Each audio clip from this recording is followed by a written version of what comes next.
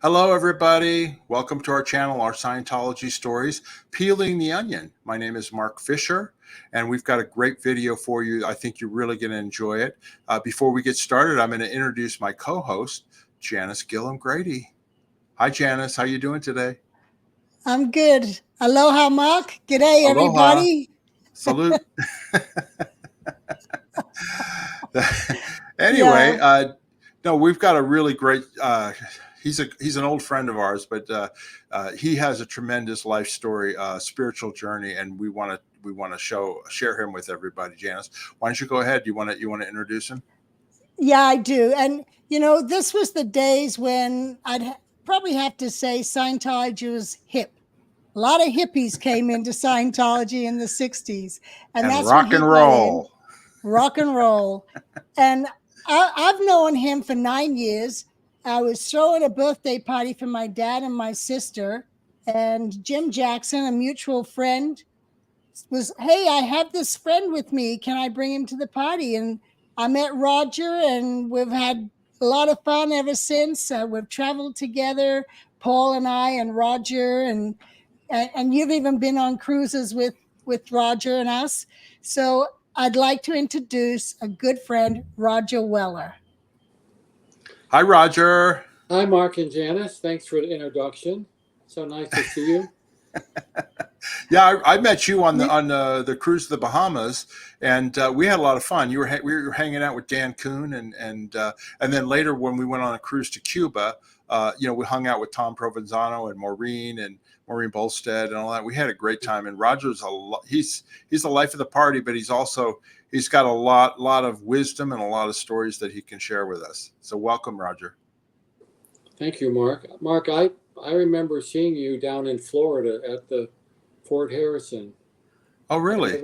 I never met you, but I always remembered you. You were always walking around, and I never met Janis back in those days, but I knew her mom and dad pretty well. Yeah. And you knew Paul. And I met Paul down in Florida. That's right. Maybe before you met. I think I met him before you did. You did. Yeah, maybe about a year or two. Yeah. All right, hold on a sec. The last couple of days, I reflected on what was I going to talk about. So I made some notes and a lot of stuff. Well, we'll get started here, Roger. Yeah. Roger, we'll go ahead and get started here. I wanted to tell our viewers, how you started on your spiritual journey, where you're from, how did you get in Scientology? Just go ahead and start, and we'll just roll from there. I was born in Troy, New York, which is on the Hudson River, and it was about an hour and it was about 150 miles from New York City. And during the 60s, I was listening to Bob Dylan. I heard about Greenwich Village. The Beatles came out, and I looked like Paul McCartney. You can't tell that now, but I was getting a lot of attention from the females. So one day I went to Greenwich Village, and that's where this whole thing started. It was in the summer of 1965. And in August, I got to see the Beatles at Shea Stadium, and I met Bob Dylan coming out of a bar in the middle of the day in Greenwich Village on Bleecker Street. So he was like a real important person in my life. I idolized Bob Dylan. So I felt like there was a bigger world out there than up in Troy, New York. And and then when winter came, I saw something in the Village Voice that 9 people froze to death today in the Bowery from the cold. So I said to a buddy of mine, I think we have to go to California. So we hitchhiked to California, to Berkeley. This was in the November 1965. It took us 10 days to get there. It was a very long hitchhiking event. So I get out to Berkeley, and there was a commune called Carista, which was kind of famous back then. They had an island in Tahiti, and we met people, and we got a place to stay for free, and we were there. And this woman named Debbie from the college offered to give me a sugar cube of LSD. And I had only smoked pot once or twice. I'm not a smoker, so I just didn't know what it would be like. Maybe like having a beer or something. And Allen Ginsberg, you'll show a picture later. and the Fugs, I can't see what it says now, but it was like a buck. It was a buck to see. The Fugs became friends of mine, and I had met Allen Ginsberg, and years later, I discussed the E-meter in William Burroughs with Allen Ginsberg, which we'll discuss later. So I take this LSD at this concert, and I'm just laughing so hard. Some of the Fugs actually fell off the stage. It was just a bizarre night, and I made it back on a motorcycle. Somebody drove me, I don't know how we didn't die, to the community where I was staying. And the Fugs and Allen Ginsberg came, and the big guy on the right was like my mentor, Ken Weaver. I was starting to hallucinate, and I had no sense of what was going to happen. I was getting a little nervous. So people were talking, I'm trying to figure out what's going on. And I go into the bathroom. It was dark, and there was a mirror there. And when I was going to go leave, I saw myself in the mirror. And it was like seeing the real self, the I am that I am in the mirror. And I cried, and it was like the very first spiritual experience I ever had. And it hooked me. I said, wow, there's really something more to life than just making a living and taking drugs and partying. And so and the people I was with were also on a spiritual path. So it got me very excited that I'm a spiritual being and I can understand who I really am. So that's how I had that experience. So I spent the winter there. Then I went down, hitchhiked to Miami, had my grandparents. I was kind of lost what I was doing. So I got down to Miami for the winter, and then I ended up back at my home in upstate New York. Then by that spring, I went over to Cape Cod to Provincetown. There were more beatniks and hippies there, and we spent the summer there, and nobody there had done LSD. They were all smoking pot, and I tried to explain it to them. They didn't know what I was talking about. Nobody had done it. So I was outside of the box with all this. So I go back to Greenwich Village, and then I go back to San Francisco. And it was Easter Sunday when I got there. The streets were closed. There were 10,000 kids in the street. It was a lot different when I was in Berkeley in '65. There was like thousands and thousands of people. And there was a Hare Krishna temple on the corner. And Allen Ginsberg again had brought this guy over, Swami Bhaktivedanta. And he started that whole Krishna movement. Between him at airports, his group selling books, and Scientology doing the tests, they had the market covered for the hippies. They were just everywhere. So I used to have breakfast with him every morning, and I loved this chanting. Hare Krishna, Om Namah Shivaya, and we'd eat this Indian food. And one night, I took LSD, and I was walking by the ashram, and I went in there. And I sat down, and the guy never smiled, if you ever saw a picture of him. He gave me this dirty look, and I thought he was reading my mind. You get a little paranoid on acid anyways.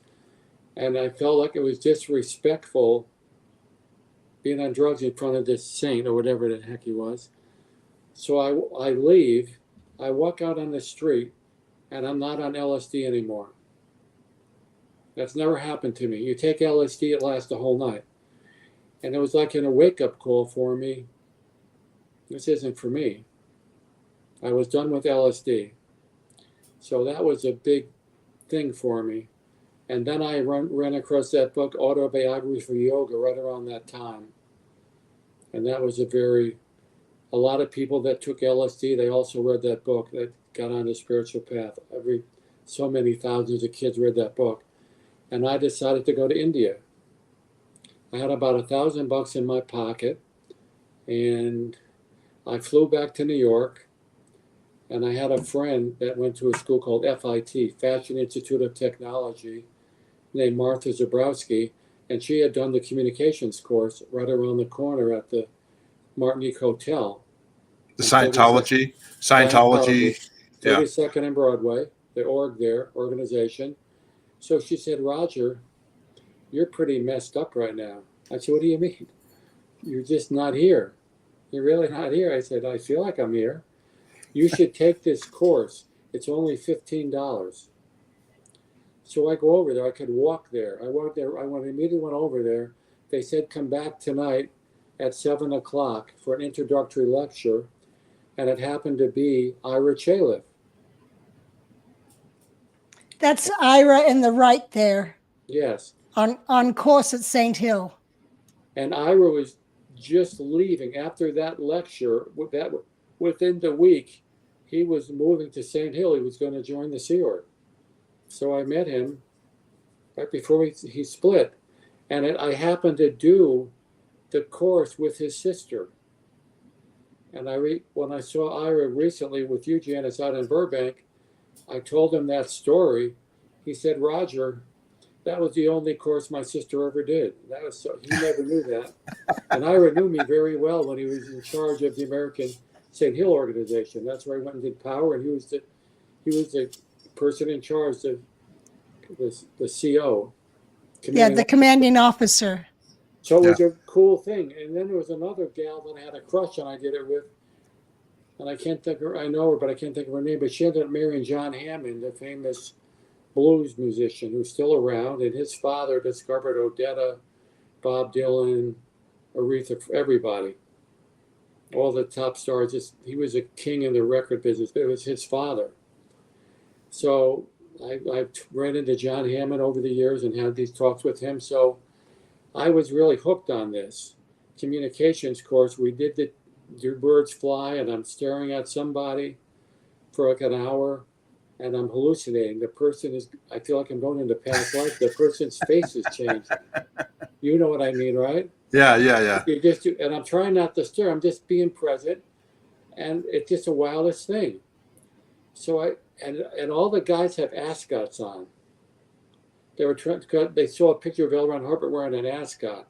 So they were like being like L. Ron Hubbard. And there were all these hot chicks. And I had long hair. I had money in my pocket. I don't think any of them had lunch. They were starving. I took a couple out to lunch. And they're all flirting with me. And I bought the book from Frank Geltman, 88008. He didn't want to sell it to me. He wanted me to buy Evolution of a Science. And I wanted to be 3 feet back on my head. That's the book page I opened up to at 88008. So I got that book against his wishes, had lunch with these girls. I come back the next day. I pay $5 for the counseling, that auditing session where I hold the 2 cans. And Toshora, who I became dear friends with later, was my counselor, which we in Scientology would call our auditor. Right. So I pick up the cans. And she asked me a question. Now her eyes are going like this. She's doing something funny. And I said, what's the matter? She said, do you take drugs? I said, no, I had a little pot this morning, but I don't take drugs. I didn't think of pot as being a drug. She said, oh. She stopped the session and said, this was a very strict thing. I can't believe they did this. They said, I can't have auditing for 6 months. That's a big penalty. Yeah. I wanted to do it now. I was ready to give him my money. So I said, okay. I was how old was I then? I was 19, still spacey. So I decided to take that money. A buddy of mine had a girlfriend that had a head shop in the 60s where you sold incense, pipes, posters, bedspreads, patchouli oil, all the stuff we buy in lower Manhattan. So I invested my $1,000 into their company, and I opened up a second one in Saratoga, New York called Mount Hebron. Came out of my friend named it after something in the Bible. So I opened up this head shop, and Scientology didn't like that. I'm selling drug paraphernalia. Drug paraphernalia to all these cute women from Skidmore College. And there was Lena's Cafe was there, which should be a beatnik place where Bob Dylan used to perform, and Dave Van Ronk. So it was a cool place. And I became friends with Lena. But I had to put a sign up next to the cash register that I do not recommend taking drugs in a head shop. Roger, I want to show this picture. This is a photo of you around that time period, right? Is that a little earlier or later? I got that sweater in Guadalajara in 1971. So this was when I was in Los Angeles. That was an acting picture that I wanted to be an actor. So that was years later. I just wanted to give our viewers an idea of what you look like back then in those Sure. days. I had longer hair back in '67, down to my shoulders. I didn't have a camera then, Mark, so I have a lot of photographs later, but not in a certain period. So I do, 6 months goes by, and I'm going to go back to New York City. Neil Brown, who was a Scientologist with L. Ron Hubbard in the 50s, he was in Phoenix. He was a Methodist minister in Phoenix. He tells this story, and it could be true. He was working on a car. The guy was 6'6". People out there will know Neil Brown, I think, if they're old-time Scientologists. So by mistake, he grabbed a bottle of Coke. It had gasoline in it. He's a big guy, 6'5", 6'6". He takes a guzzle of it, and he spits it out. But now he's very sick. And he's a Methodist minister in training. So he goes back to this house, and there was a Scientology auditor as a house share. He was in one of the rooms the lady rented out. And he audits Neil with some quick process. And the lady had called the ambulance. And by the time the guy did this session of getting rid of this experience, he's taken him over to meet L. Ron Hubbard. So he goes and meets L. Ron Hubbard. And L. Ron Hubbard said, "You are fine." He used the term "as is," where I don't know if you could to explain it. So, and he told Neil that within the next few days, you're going to have a gasoline smell on your body, but you're fine. You don't have to go to the hospital. You're going to be fine. So Neil quit the ministry, got into training as an auditor, and then Ron moved to DC and Neil followed him. And then Neil opened up an original mission up in Albany in the late 50s. And I saw an ad he had in the Times Union Albany newspaper. He was going to charge people money. "I will communicate to anybody about anything for you. If you have a dispute or something, I will communicate for you and solve the problem." I thought that was kind of interesting. So I hook up with Neil. He was a character. He had the ascot on too, and he's big. He goes, "I'm Neil Brown." Where he's staring at me like I was intimidated by him. So he audited me up through grade 4, and he said I had to do the Dianetics course. Back then it was called the HDA, Hubbard Dianetic Auditor. There were no tapes for it. It was a record, an LP 33 1/3 record I had to listen to about Dianetics.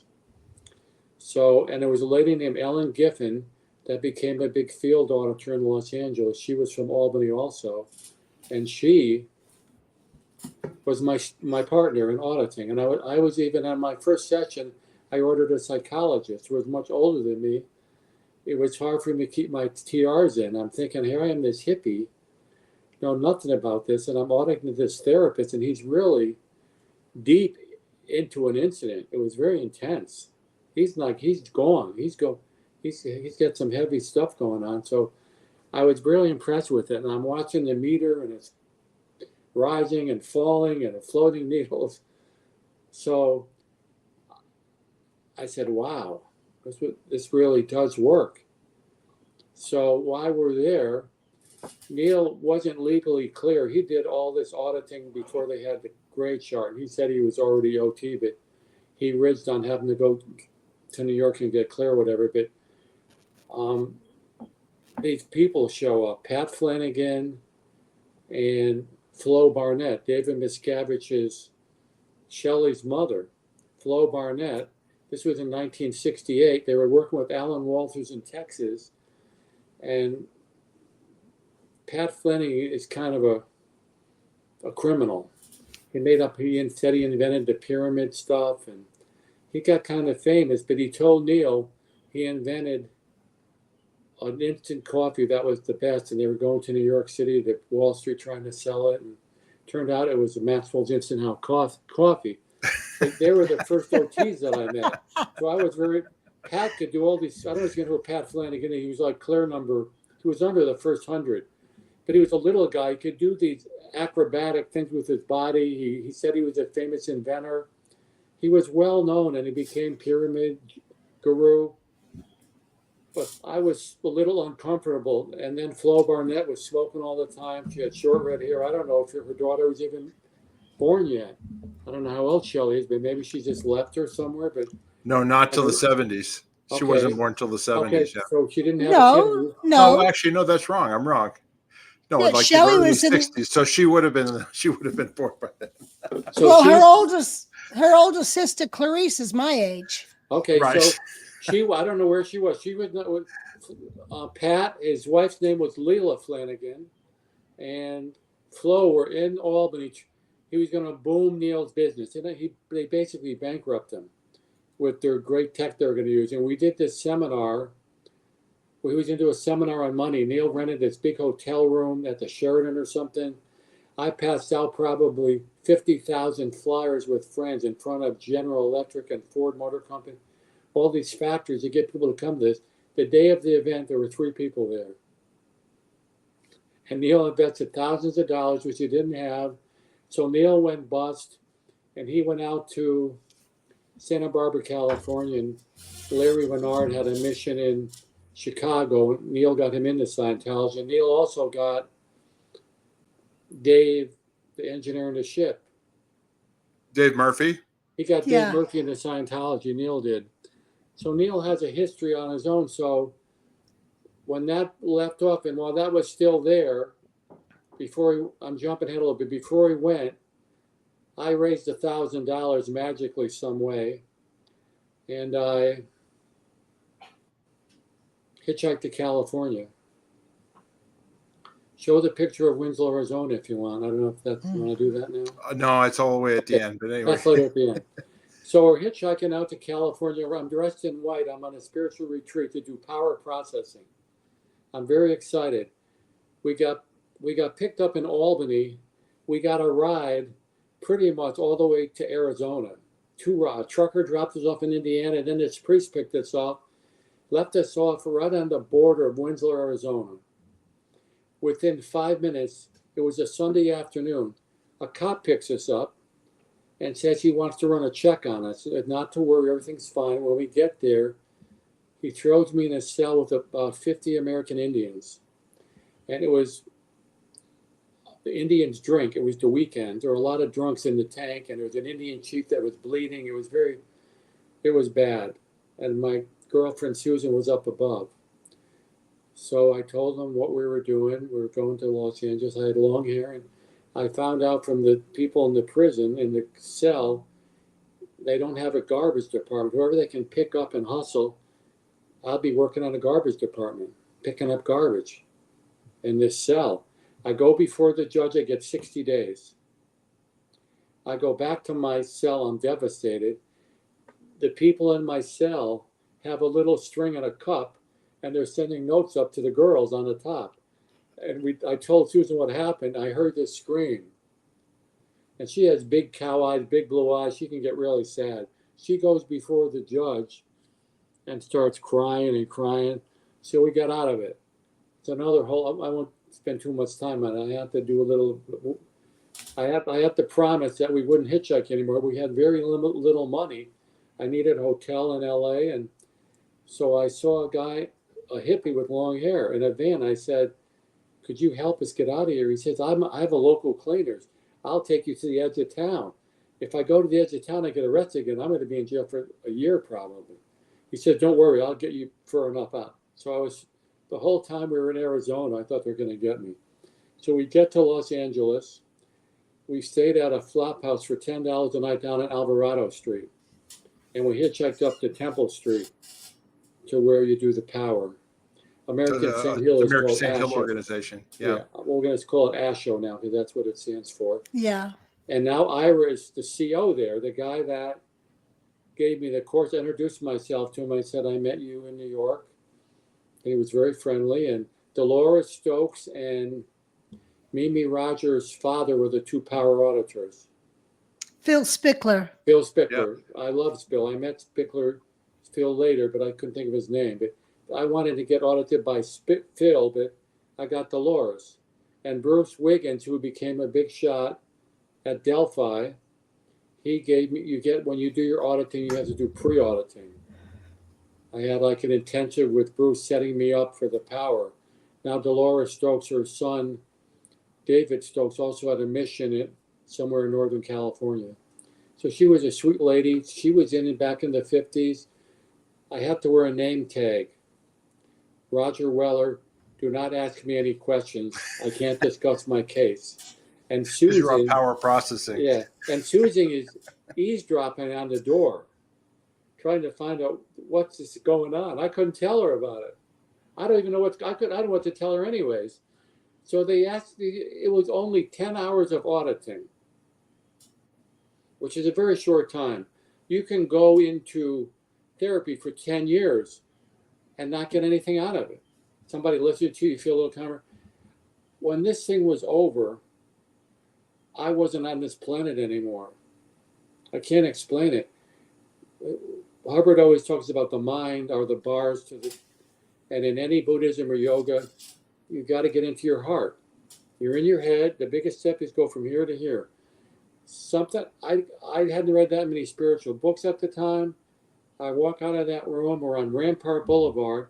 We're supposed to hitchhike back to Cape Cod. I had a job offer in a boutique. I couldn't walk. I felt like the room was crushing me. This big room, Astro, was putting pressure on my space. Then I step out into the street. I'm bigger than Los Angeles. That's how I felt. I can't explain it. It was different than the LSD experience, who I was. It's something to do with space. I lost my hotel key. I put my hand through a window. Magically, we got back very quickly. We didn't get arrested. We ended up in Cape Cod. It was just May. We got a little place right on the water before season. I was living in a beautiful place right on the ocean in Provincetown, working at this boutique, and I was a different person. Let me ask you, Roger. So that's basically how you got into Scientology back in that time, right? So how did you get? I'm going to talk about your business because you eventually got from a boutique business, didn't you? You then got into leather. That is the next story. That's right where I was going, Mark. Okay, good. So we're in Cape Cod. There are 15 leather stores on this street. Cape Cod in the summer has 10 million people, and at the time, everybody was buying custom sandals.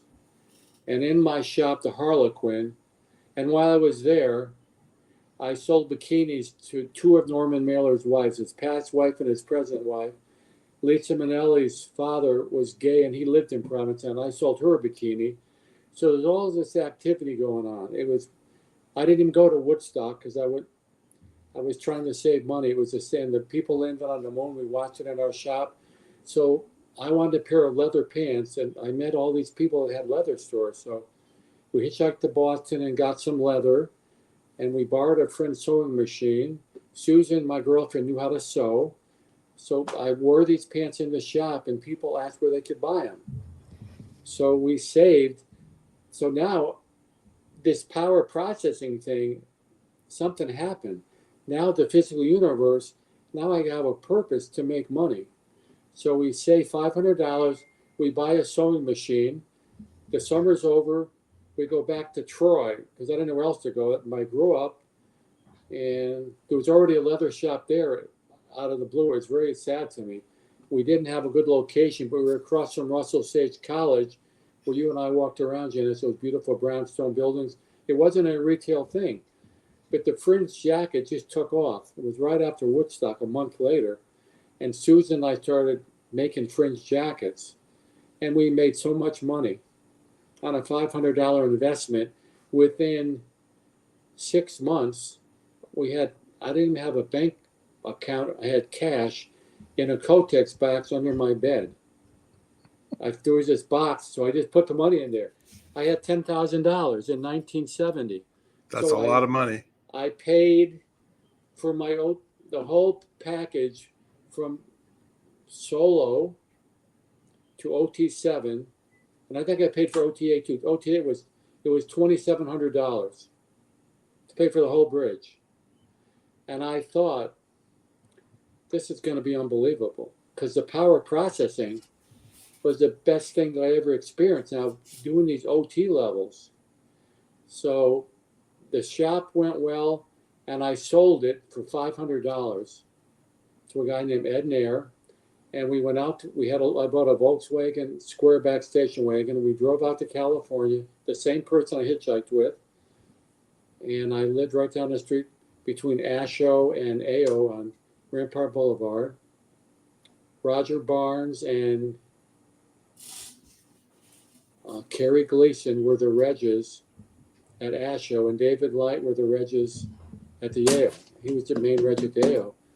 I paid for stuff. One night they came to my house at 11 o'clock at night and wanted money from me. That's the way it was back then. David Light and Kerry Gleason got money from me. Stats must have been down. They needed to get more income exactly. I don't know what I even paid for. Did they ever have you do a postulate check? No, this was before that. That happened to a friend of mine in Boston, though. So Roger, can I show a picture of one of your leather stores, please, in the 70s? Okay, yeah. so this is one of your stores in California, right? Yeah, can you blow that up? No, unfortunately, that's as big as it gets. Yeah. That was one of my favorite stores. Right next to this building is the Catalyst Bar. Pat Simmons told me that's where he started. Randall Kane, whose wife owned Underwood, she was the heir to Underwood Typewriter. Randall was a millionaire. He spent millions of dollars on this bar, and he built me this store. He spent a lot of money to help me out. So I opened up this store, and Neil Young would come play at the Catalyst. That's where I first met the Doobie Brothers, because Pat Simmons was from Los Gatos. His dad was the high school teacher, the principal at Los Gatos High. And Tyrone, the bass player, was also from Los Gatos. The rest of them were from LA or Northern California. But anyways, I opened up this store, and it was very successful. And you can see all the local craftsmen made all these outfits. It's all deer skin. And well, I was going to say, so that getting in the leather business and having boutiques and stores, obviously you must have opened up one in LA. Is that how you got your connection with meeting all of these rock and roll stars that wanted to wear your clothes? Everywhere I went, I had rock stars. I don't know how it happened. And you built it up to over 11 stores, didn't you? I had 50 stores. But 50 stores. But not all at one time. I had 11 kiosks once. Okay. I want to show some of your photo, some of your leather photos or whatever from that time period. This is Carole King and her husband at the time. That's an album cover, right? And those are your clothes that they're wearing? Yep. Yep. I mentioned to you, Mark, that was a sad story. Rick Evers was her second or third husband. He was from Idaho. He was a hippie, a handsome guy. He came in with a couple buddies and this was an American Indian antique piece out of fabric with beadwork on it that he's wearing. And this is a fringe jacket, and he bought several things. And he left, and he came back all week. And Carole King came in once with a very expensive thing I bought in England, a very delicate chenille top, and it was all ripped in pieces. And she said it fell apart, and I said it couldn't have fallen apart. And I wouldn't give her money back. And it turned out they had a fight. He was abusive to her. I read about this later. That week, he overdosed on heroin. He was becoming a friend of mine, and I knew him 1 week, and he passed away. And then didn't you say you tried to get Carole King in some auditing or somebody else? I think I told Spanky. I called Celebrity Center to say what happened, and he said, you must call David Campbell. David Campbell arranged Carole's famous album Tapestry, who's Beck's father. And he was married to an ex-wife of mine. I'm not going to get into that. So I called David up and said, David, Carole King's husband just died, and she's pretty upset. And CC, Celebrity Center, suggested maybe you can help her get some auditing. He didn't want to hear that. I could tell he had a little, why are you calling me? He was kind of angry. He said, well, how's he going to get involved in it? So I said, I'm just passing the message on. Wow. So that was that store. And that store was in Studio City and Laurel Canyon. That was only there about a year, but Robert Wagner came in right after his wife passed. Supposedly suicide, or she drowned. I don't know what happened. Sylvester Stallone came in regularly for embroidered work. Hal Needham, who was a famous stunt person. That's where I met Michael Lerner. Do you have a picture of me and her? That's right here. Yeah, Tina Turner. She had an interesting story. This is an interesting one I'm wearing. A friend of mine in Santa Cruz, who lives in New Zealand now, Lee Zontine, he made Jimi Hendrix's outfit at Woodstock. And he was living in Santa Cruz. This is a deerskin beaded thing he made for me. And the lady that made, I'm wearing gray leather pants. Her name was Mimi, and she made the pants for Jim Morrison at the Doors. So I had all these famous people working for me. It was just, I have the pants from the Doors, the person made the shirt for Jimi Hendrix, and I would go to Gloversville, New York, where I was from, upstate New York, and buy leather cheaper than anybody. I would sell it to North Beach Leathers, and I would provide to all these workers in the Bay Area that didn't have an access to the leather. So I would have a connection with them. I'd give them the leather. I would tell them what I wanted, or they made something, and I would buy it from them. And Roger, this is Michael Lerner, the actress, famous in the 70s. She was on the Waltons, the TV shows, with Judy Norton-Taylor, who is still a Scientologist to this day. But this was Michael Lerner. That was photo, right? I never saw the show, but she was so nice to me. She invited me over to around the corner to Paramount, and I got to watch a shot being made. I never met Judy Norton. But Michael, I went over there and saw the show, and it was really cool. Okay, now I think everybody knows who this is here. They always say, "Who's that with Roger Weller?" Mick Jagger. How did you meet them? How did you meet the Rolling Stones? Let me tell my funny story. Somebody just told me this. I'm over in Rome, looking out a balcony. Some guy with a funny hat on, and there's thousands of people, and they go, "I see Roger Weller, but who's that other guy?" The Pope. It's just a silly story. Yeah, Mick Jagger. There was a big concert. He was married to Bianca Jagger at the time, and Bill Graham, who I used to know also, was in charge of this event to raise $1 million for the Nicaragua disaster. So I forget how I got invited, but I got invited and I got to go. I went in a limousine. I'm backstage. I'm with David Crosby, and he couldn't even go backstage. He's in the back part of that stage, and I'm with Cheech and Chong, and Neil Brown was with me, and he had a priest suit on. And Cheech, which one's the little guy in Cheech and Chong? I don't know. So the little guy is the other one's Tommy Chong, and then so Cheech Marin. Cheech Marin. Yeah. They opened for the Rolling Stones. It was so bizarre. Oh, wow. So they're back with me before we went backstage, and I got this white suit on, something to do with Nicaragua, and he goes to me, "Hey, man, who's getting married?"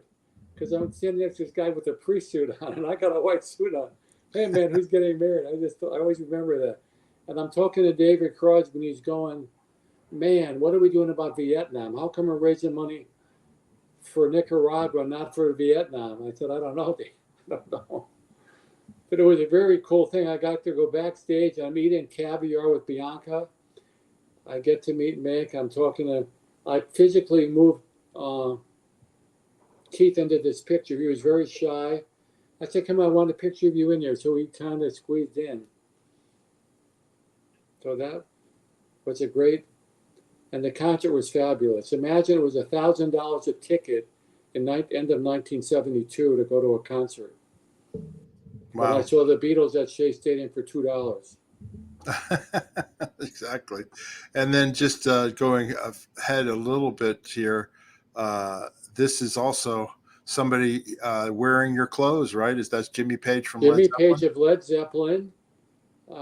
A lady worked for me. She also worked for Nudie, who made clothes for Elvis and the Flying Burrito Brothers. I was dating her daughter, Suzanne. She used to sew for the Queen of England. She was this great embroiderer.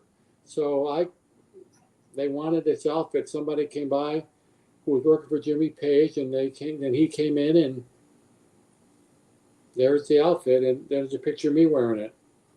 Yep, there it is. That's you right there wearing it, right? And that's Opium Poppies. And who's that with you? That's Carole Patton, that also was a Scientologist. That was a model. When she was very beautiful when she was younger. As a gimmick, she water skied from Miami to New York City, and when she landed, she got a big job with the famous agency to be a model, the Ford agency. So she made hundreds of thousands of dollars as a model. Wow. And then she joined the Sea organization. I don't know whatever happened to. I don't know whatever happened to her. That was a mistake. I know it. She joined the Sea Org. It's after making hundreds of thousands as a model. Okay, I want to show some other pictures here. This is back in that time period too, right? That was my wife, Judy, up in the Santa Cruz Mountains. We just had a baby, Tiffany. And that's her son, Eric, and my dog, Contessa, a Great Dane. And that was one of the outfits that my store had raccoon tails and beadwork. And I bought a 10-acre farm. And I was very unique with my Scientology background. I wasn't a full-blown Scientologist. I didn't want to clear the planet. I wasn't into any of that. I just felt it could help me on my spiritual path. I wasn't very believing of this fourth dynamic, clearing the planet and all that.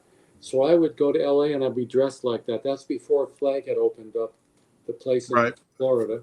So I'd go to Los Angeles and get auditing, and I stood out wearing these type of outfits and the long hair, and I'm already OT7 from way before, so I would get auditing, and then I'd fly back up to Santa Cruz. I did that for many years, and when Flag opened up, I would fly to Florida and do all that. Was your wife at the time? Was she in Scientology too, or no? She wasn't. She became a newborn Christian, and that's kind of how we broke up. Got it. She lives in Hawaii right now. And then who's here? This is Candy Swanson, who Janis knows a lot about. Candy, she was on the ship with you. Yeah, she was my tutor on the ship when kidding. I was when I was 11 years old. Which one? Is she the one on the left or in the middle? In the middle. In the middle. In the middle. Okay. Candy, at the time she was my tutor, was married to Ira Shaloff. Oh. Yeah, but Candy actually about a couple of months ago, she popped her head in on one of our videos and said hello to everyone. Yeah. She and Bent Corridon. Yeah. Candy has quite a history as an auditor back in the day, working with your mom at Celebrity Center. But I had just met Candy. We were hanging out a little bit, and a buddy of mine and I bought a boat, and we're for like $300,000, a Chris Craft 28-foot. It was an old junky boat, but it was parked next to the Beach Boys yacht and the Fleetwood Mac's big boat. So it was this very prestigious slip that we could park in for 3 months until the guy bought another boat. He let us use it as part of buying the boat. So I invited Candy on the boat, and we went she opened up a health food restaurant in the Fairfax district in LA, and I think Karen Black helped her with the money to open it. Okay, that was one of her pieces, Karen Black, the actress. Go back to that picture. Go back to that. So you want me to go back on? Here, sorry. There you go. This is a very famous hat. Cher bought one of these hats. It's called a Charlie Tweedle hat. Charlie Tweedle was a guy in Northern California. He'd find a dead bird on the side of the road. He'd cut its head off, catch it, and put it on the hat. He had these straw hats and felt hats. And the shirt I'm wearing is from a concert from the Doobie Brothers. You told me you liked them. And the jacket I got at the Aardvark store. I used to buy this embroidered stuff. This was from the Korean War with 2 tigers on the front. So I love that look that day. That's great. I was going to ask you, so obviously your connection, did your store and your leather business, is that how you got all these connections to all these rock stars and they became your friends, right? They don't all become your friends. They just come and go. Yeah. I have a retail store, but Pat Simmons went out of his way to help me over the years. I would always, once I was in Los Angeles, after I sold my shop, I was out of touch with Pat, and I heard that Dinah Shore had a big event for the Doobie Brothers because she had a crush on Michael McDonald. When I was 8 years old, I would watch Dinah Shore on TV. Right. Now I'm meeting her. So I go to this event and I ask to see Pat Simmons. He comes out. I'm with Suzanne, the English lady whose mother does the embroidery. He takes his badge off and gives it to me, and I go in. Here's Michael Jackson in the Jackson 5. Roger War. I had somebody come up and ask me for my autograph. They thought I was Roger Waters. Roger Waters was there. I'm Roger Weller. I had a name tag or something. So I autographed for his son, Roger Waters, just to get in. Roger Waters of Pink I was Floyd. in one of these. I was in a burgundy velvet outfit with dragons embroidered on, so I looked more rock star than they did. Everybody was at this thing. I went up to Dinah Shore, and there were bodyguards around her, and they moved in on me, and I said, "I just want to meet you. I've watched you on TV since I was a little kid." She probably didn't like that when I thought about it, because what's she, 100 now? Yeah. And in the time in LA, when years later, I'm an acupuncturist, I go to this country club on Wilshire Boulevard that the Marx Brothers started because Jewish people couldn't have a country club. They couldn't play golf. So they opened their own. So I'm in there waiting to be seated.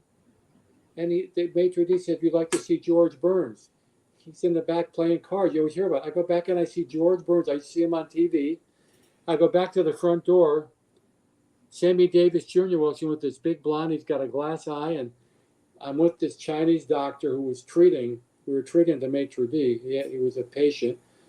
I said, "Dr. Wong, that's George Burns back there. This is Sammy Davis." He didn't know who he was. So then we go look at these pictures of the Marx Brothers with dresses on. Now we're treating AIDS patients. There's a lot of gay people in our program. So Dr. Wong sees these two guys in dresses. The Marx Brothers, he goes, "Are they all gay?" He thought we were in a gay clubhouse or something. He didn't know who George Burns was or any of this. So, so when you tell me, did I meet this through my store, no matter where I go, I went through my list here. I probably met 100 famous movie stars and rock stars. I was on the stage with Steppenwolf, Three Dog Night, the Grateful Dead, the Doobie Brothers several times. I've met Bob Dylan. My ex-wife sang at Hollywood Bowl with Paul McCartney. I never got to meet him. But I asked Paul about it, and Paul said, "It's just your Paul nature, who? just your husband." Oh, Grady. okay, my Paul. Okay, One of the last times I saw Paul out in Vegas. And right after I left your house, I'm on an airplane. I help a guy, an older guy, put his luggage up. He was struggling. I'm flying back from your house. I'm in Dallas going to Florida. And I go, "Where are you guys from?" He says, "We're from Malibu." So you must be rock stars. And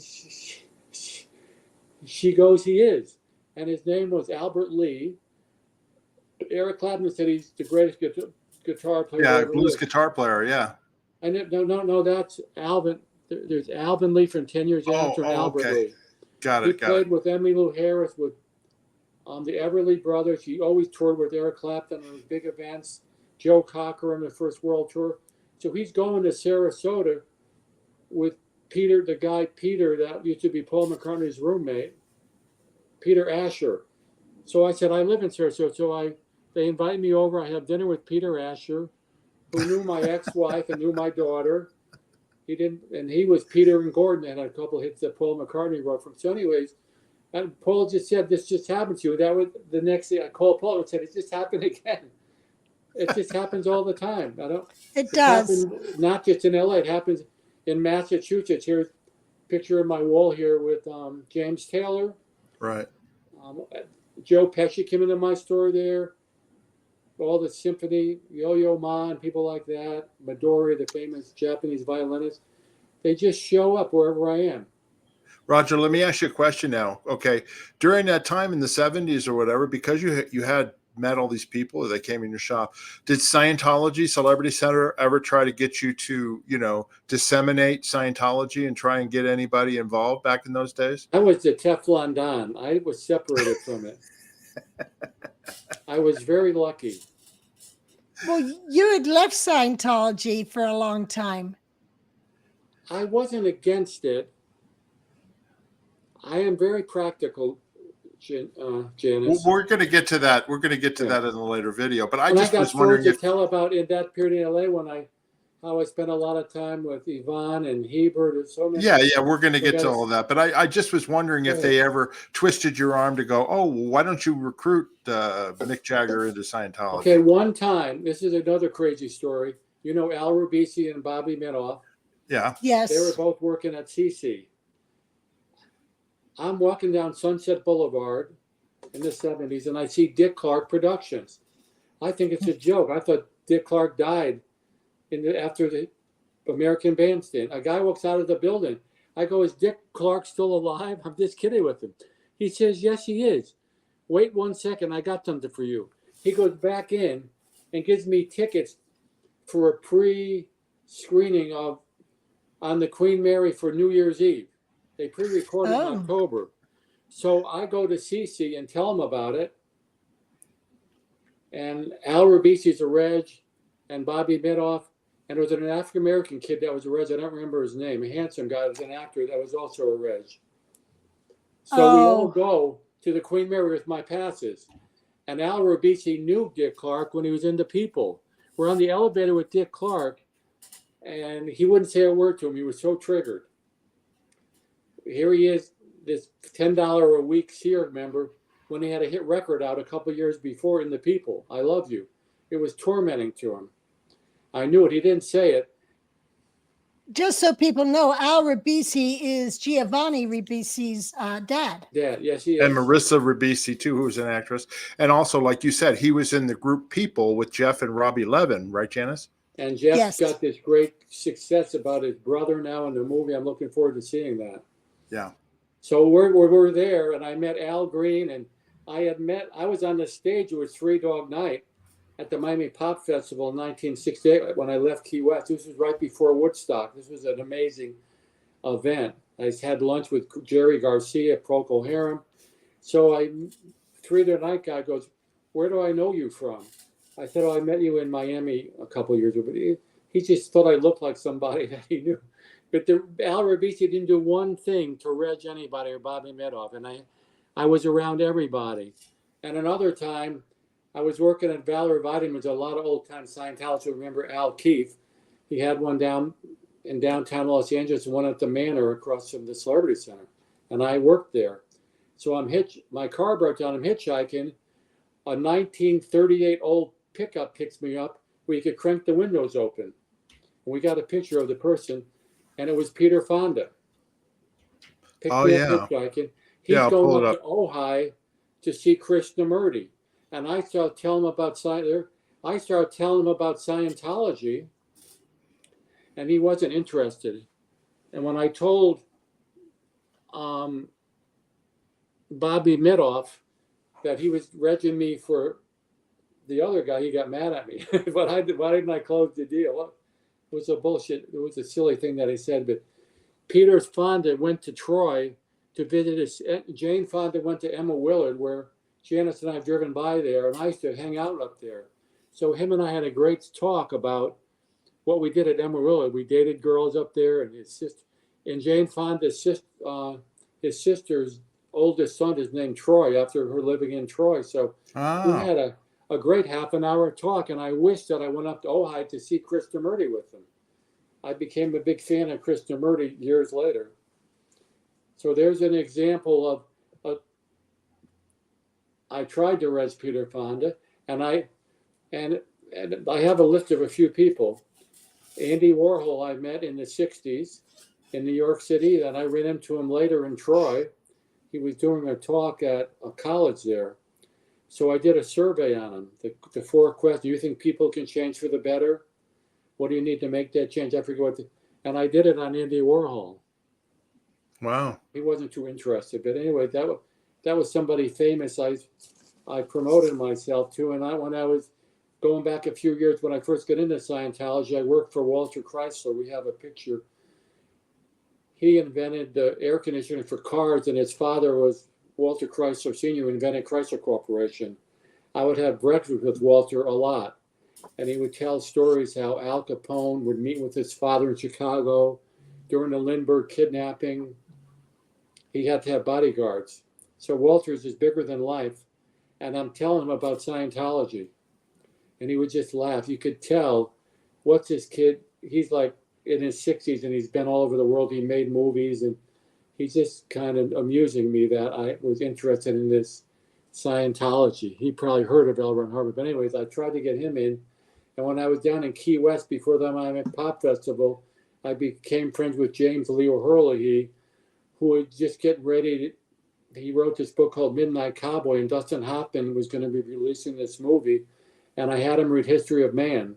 That's a book I brought to Key West with me. That's a very crazy book, as we know. That's a crazy book by L. Ron Hubbard. Yeah, The History of Man. Yeah. 76 trillion years ago.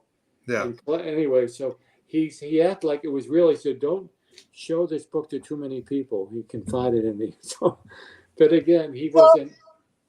According to Nibs, L. Ron Hubbard Jr., his dad was on drugs when, he had Nibs taking drugs and telling stuff from the. Yes. And that's when Hubbard then wrote History of Man. Wow. Yes, and before that, when he first came up with this idea, he got drugs at the dentist. That's like a gas or nitric oxide. That was something L. Ron Hubbard had some kind of a vision from that. Roger, we're gonna. 4 famous people that I read.